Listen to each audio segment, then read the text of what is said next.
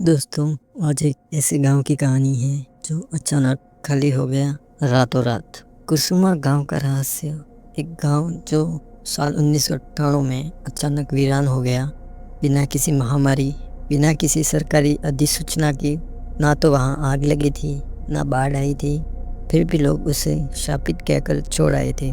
सरकार की फाइलों में बस एक नोट पड़ा था, जनसंख्या 0। पारुल मिश्रा दिल्ली की एक तेज तर्रार खोजी पत्रकार ऐसे ही लावारिस सवालों की तलाश में खुद को झोंक देती जब उसे एक अनाम ईमेल मिला जिसमें सिर्फ इतना लिखा था, अगर सच्चाई देखनी है तो कुसुमा आ जाओ, वहाँ अब भी कोई इंतज़ार कर रहा है। तो वह समझ गई कि कोई अनकही कहानी उसे पुकार रही है, कोई ऐसा राज जिसे अब तक किसी ने छुआ तक नहीं। जिज्ञासा शुरू की। इंटरनेट पर कुछ नहीं था, कुछ स्थानीय खबरें और तहसील की रजिस्ट्रियों में एक पुराना नाम जरूर मिला, कुसुमा जिला खेरा। उसने कैमरा, रिकॉर्डर, टॉर्च और ज़रूरी सामान समेटा और अकेले ही गांव के लिए निकल पड़ी। उसका मन कह रहा था कि यह सिर्फ कोई किस्सा नहीं, यहाँ कुछ था जो अब भी सांस ले रहा था, पर सबकी नज़रों से छिपा हुआ। गांव की ओर बढ़ते रास्ते में मोबाइल नेटवर्क गायब होता गया और इंसानी मौजूदगी का नामो निशान मिटता गया। रास्ता झाड़ियों से घिरा हुआ था, जगह जगह सूखी शाखाएं गिर रही थी और वातावरण में एक अजीब सी घुटन महसूस हो रही थी, जैसे जंगल भी जानता हो कि कोई बाहरी व्यक्ति भीतर आ रहा हो, कुछ ऐसा ही जिसे नहीं चढ़ा जाना चाहिए। आखिरकार एक जंग लगे लोहे के बोर्ड ने उसका स्वागत किया, स्वागत है कुसुमा गाँव में। नीचे की ओर एक लाल डब्बा था जो सूखे खून जैसा लग रहा था। पारुल की रीढ़ में एक सिरन दौड़ गई, लेकिन वह रुकी नहीं। उसने कैमरा ऑन किया और गांव की ओर कदम बढ़ाए। गांव में प्रवेश करते ही उसे सबसे पहले एहसास हुआ कि सन्नाटा कुछ अलग था। न पक्षी चहचहा रहे थे, न पेड़ हिल रहे थे, न कोई जानवर की आहट थी। जैसे पूरा गांव अपनी सांस रोके खड़ा हो। आधे गिरे हुए घर, जले हुए दरवाजे और दीवारों पर अजीब आकृतियां बनी थी, त्रिकोणों, आँखों और चूड़ियों के आकार में, जैसे यह कोई धार्मिक गांव नहीं बल्कि किसी तांत्रिक पूजा का केंद्र रहा हो। गांव के बीचों बीच एक विशाल कुआं था, पुराना, दीवारें जड़ी बूटी और काई से भरी हुई। ऊपर लटकनी एक टूटी रस्सी, रस्सी के सिरे पर बंधा था एक काले धागे का गुच्छा जिसमें कुल लाल मनके लगे थे। पास ही मिट्टी में कुछ चूड़ियों के टुकड़े और सिंदूर फैला हुआ था, जैसे ही किसी ने हाल ही में पूजा की हो या शायद किसी आत्मा को बुलाने का प्रयास किया हो। पारुल ने गांव में एक टूटा हुआ स्कूल भवन देखा, जिसके एक कोने में एक कमरा साफ था। छत से जाले झूल रहे थे, पर फर्श सूखा और अपेक्षाकृत सुरक्षित था। उसने तय किया कि रात वहीं गुजारेगी। दिन ढल चुका था और बाहर का अंधेरा धीरे धीरे काला सागर बनता जा रहा था। रात को उसने कैमरा ऑन किया और रिकॉर्डिंग शुरू की। टॉर्च लेकर वह कुएं के पास गई, कुछ फोटो लिए और आसपास के वातावरण को रिकॉर्ड करने लगी।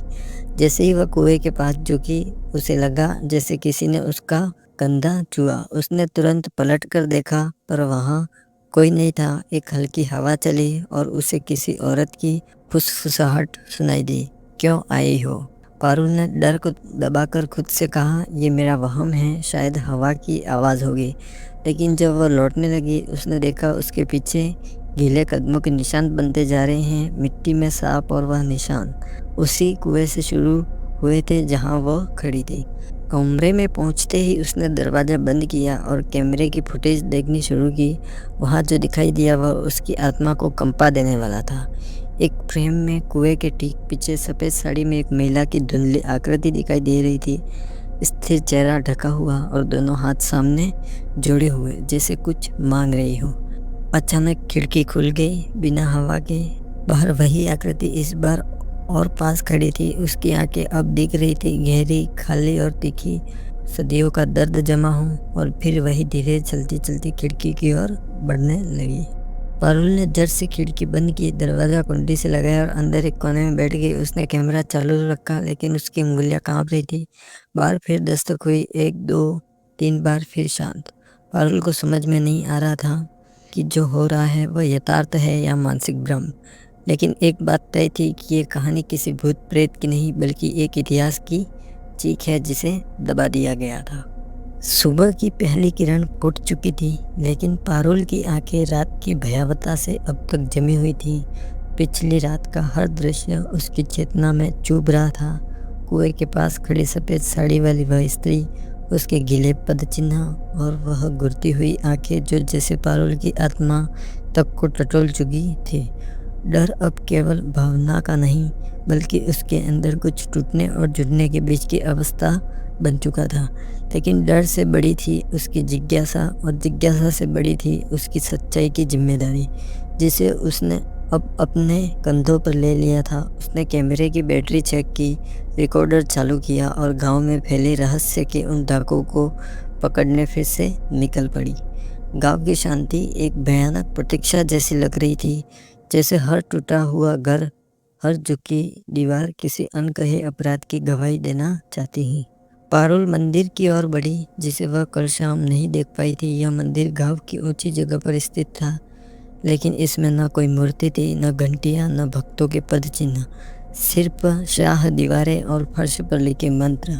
यह तांत्रिक अनुष्ठान का मंत्र थे और पास ही कटे हुए नींबू, सिंदूर और राख फैली हुई। किसी ने हाल ही में यहाँ कोई क्रिया की थी, लेकिन कौन? क्या इस वीरान गांव में कोई अब भी मौजूद था? मंदिर के पीछे एक पत्थर की सीढ़ी नजर आई जो तहखाने में जाती थी। नीचे सीलन से भरी हुई दिमक खाई लकड़ी के दरवाजे और गंधाते कागजों के ढेर। इन्हीं में एक फाइल मिली, सरपंच राम कुमार यादव, निजी दस्तावेज। पारुल ने धड़कते दिल से फाइल खोली। उसमें एक अखबार की कतरन चिपकी थी, कुसुमा गांव की युवती सुहानी की रहस्यमयी मौत, हत्या या आत्महत्या। खबर के मुताबिक सुहानी ने सरपंच के बेटे के खिलाफ मंदिर में शिकायत करनी चाहिए थी, पर शिकायत से पहले ही वह गायब हो गई।